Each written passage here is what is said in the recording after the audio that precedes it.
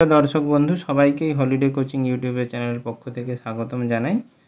HS ভোকেশনালের semester 1 এর 11 এর পরীক্ষা আর কিছুদিনের মধ্যে সেই ভোকেশনালের কেমিস্ট্রি বিষয়ের ইউনিট 2 এর তোমাদের এর আগের ভিডিওতে পরমাণুর গঠন অধ্যায়ের কিছু এমসিকিউ প্রশ্ন নিয়ে হাজির হয়েছিলাম।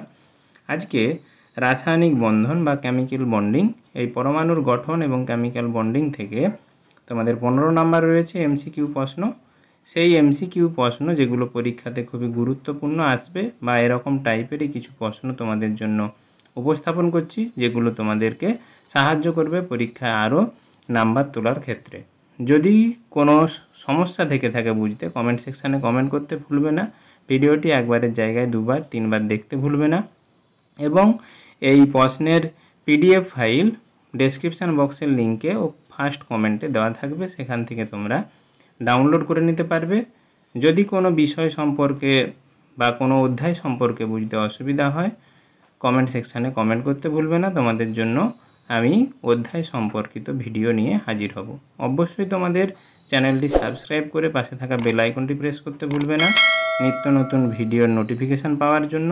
তোমাদের লাইক সাবস্ক্রাইব আমাকে উদ্দীপিত করবে তোমাদের সামনে খুব দ্রুততার সহিত প্রশ্নগুলো উপস্থাপন করতে এবং অধ্যায়গুলো সম্পর্কে বিস্তারিতভাবে আলোচনা করতে। তাহলে চলে যাওয়া যাক মূল পর্বে। আজকে আমরা রাসায়নিক বন্ধন বা কেমিক্যাল বন্ডিংয়ের এমসিকিউ প্রশ্ন সম্পর্কে কিছু জানব এবং এই রকমই টাইপের প্রশ্ন তোমাদের পরীক্ষাতে আসবে। কোনো বিশেষ অধ্যায় বা চ্যাপ্টার সম্পর্কে সমস্যা থাকলে জানাতে ভুলবে না। প্রথমেই তোমাদের যে প্রশ্ন রয়েছে, বিপরীত তড়িৎধর্মী আয়নগুলি পরস্পরের সাথে তড়িৎ আকর্ষণ বল দ্বারা আবদ্ধ হয়ে যৌগ গঠন করলে তাকে বলে আয়নীয় যৌগ, সমযোজী যৌগ, এ ও বি দুটি, ডি অসমযোজী যৌগ।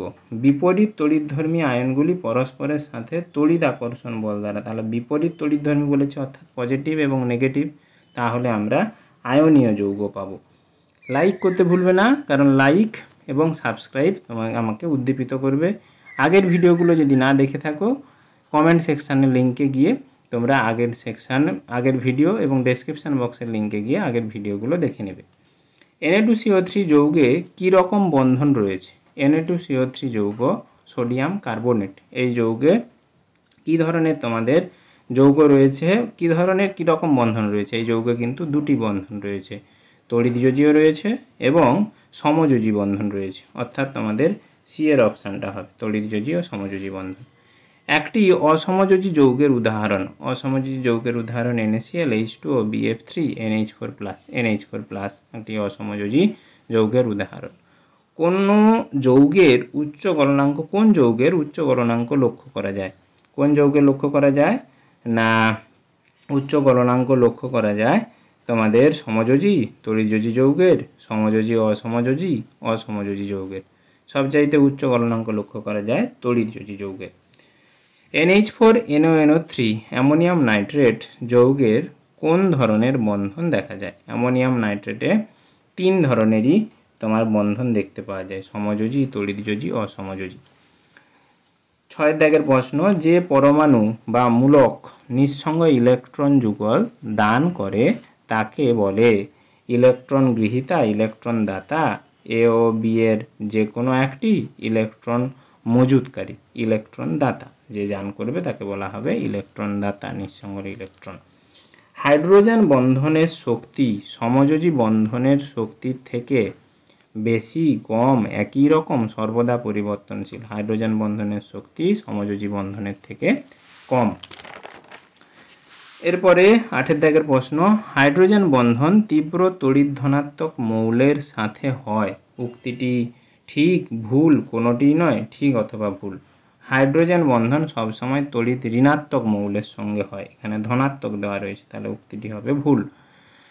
বেনজোইক অ্যাসিড C6H5COOH এর মধ্যে যে বন্ধন দেখা যায় তা হলো আন্তঃ আণবিক অর্থাৎ ইন্ট্রা হাইড্রোজেন বন্ধন, অন্ত আণবিক ইন্টারমলিকুলার, আর দেওয়া রয়েছে আন্ত ও অন্ত দুটি কোনোটিই নয়।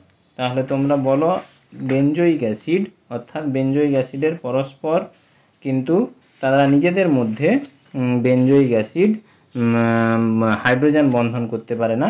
বেঞ্জয়িক অ্যাসিড কিন্তু দুটো আলাদা বেঞ্জয়িক অ্যাসিডের অণুর সঙ্গে পরস্পর যুক্ত হয়, এই জন্য সেটা হবে আন্ত বা ইন্টারমলিকুলার, অর্থাৎ এর অপশানটা ঠিক হবে। 10এরটা অর্থোনাইট্রোফেনল কি ধরনের বন্ধন দেখা যায়? অর্থোনাইট্রোফেনল নিজেদের মধ্যেই বন্ধন করে একটা অণুর মধ্যেই, এই জন্য সেটা হবে অন্ত আণবিক। আন্ত নয়, অন্ত। ইন্টার নয়, ইন্টার মানে দুটো আলাদা মৌলের সঙ্গে একই দুটো আলাদা অণুর সঙ্গে, আর ইন্ট্রা কথার অর্থ একই অণুর সঙ্গে যদি হাইড্রোজেন বন্ধনে যুক্ত হয়। হাইড্রোজেন বন্ধনের ফলে যৌগগুলির স্ফুটনাঙ্ক বৃদ্ধি পায়, হ্রাস পায়, একই থাকে, কোনোটিই নয়। হাইড্রোজেন বন্ধনের ফলে স্ফুটনাঙ্ক বৃদ্ধি পায়। অ্যালকোহল জলে দ্রবীভূত হয় কারণ সমযোজী বন্ধনের জন্য, অসমযোজ্যতার জন্য, হাইড্রোজেন বন্ধনের জন্য। জল সার্বজনীন দ্রাবক বলে হাইড্রোজেন বন্ধনের জন্য। জলের স্ফুটনাঙ্ক উচ্চ হওয়ার কারণ হাইড্রোজেন বন্ধন, তড়িৎযোজী বন্ধন, সমযোজী বন্ধন, অসমযোজী বন্ধন। জলের স্ফুটনাঙ্ক উচ্চ হওয়ার কারণ হাইড্রোজেন বন্ধন, এর অপশনটা ঠিক হবে। আয়নীয় যৌগ জৈব দ্রাবকে দ্রবীভূত হয়, সত্য, মিথ্যা, এ ও বি কোনোটিই নয়। আয়নীয় যৌগ জৈব দ্রাবকে দ্রবীভূত হয় না, তোমাদের অপশান হবে মিথ্যা। তোমাদের বরফ জলে থেকে ভারী, মিথ্যা, সত্য। বরফ কিন্তু জলের থেকে ভারী নয়, এই জন্য জলের উপরে বরফ ভাসে, এই উক্তিটি বরফ জলের থেকে ভারী, মিথ্যা হবে, এর অপশানটা ঠিক। CH4 এর যৌগে হাইব্রিডাইজেশন হয় sp2 sp sp3 sp3d। CH4 sp3 hybridization. sp3 হাইব্রিডাইজেশনের জন্য CH4 এর কৌণিক দূরত্ব হয়, অর্থাৎ বন্ড অ্যাঙ্গেল হয় 109 degree 24 minute, 109 degree 27 minute, 109 degree 20 minute, 109 degree 28 minute. D এর অপশানটা ঠিক হবে, 109 ডিগ্রি 28 মিনিট। টেট্রাহাইড্রাল হলে বন্ড অ্যাঙ্গেল হয় 109 ডিগ্রি 28 মিনিট। সিগমা বন্ধন তৈরি হয় এস এর সঙ্গে এস অরবিটালের ওভারল্যাপনের ফলে, পির সঙ্গে ডি, পির সঙ্গে পি, এ ও সি বলেছে। আমরা যদি সমান্তরালভাবে ওভারল্যাপন হয় তখন কিন্তু ডি এর অপশানটা ঠিক হবে। এ ও সি এর ক্ষেত্রে, পি ও ডি এর ক্ষেত্রে কিন্তু সিগমা বন্ধন গঠিত হয় না, পাই বন্ধন গঠিত হয়। কোন বন্ধনের শক্তি বেশি?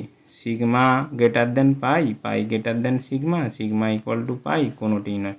সবসময় সিগমা বন্ধনের শক্তি বেশি পায়ের থেকে।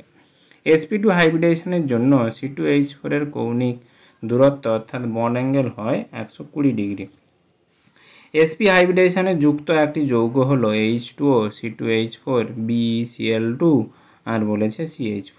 BeCl2 তোমার sp হাইব্রিডাইজেশনের সঙ্গে যুক্ত। বিকর্ষণ শক্তির ক্রম কোনটি সঠিক?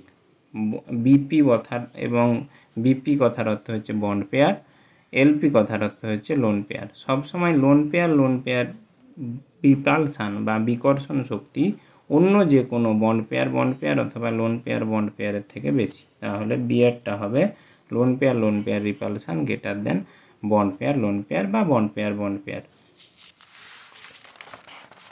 এরপরে রয়েছে 23-এর দাগের প্রশ্ন, দুটি পি অরবিটাল উলম্বভাবে অভিলেপনের যে বন্ধন তৈরি হয় তা হলো সিগমা বন্ধন, পাই বন্ধন।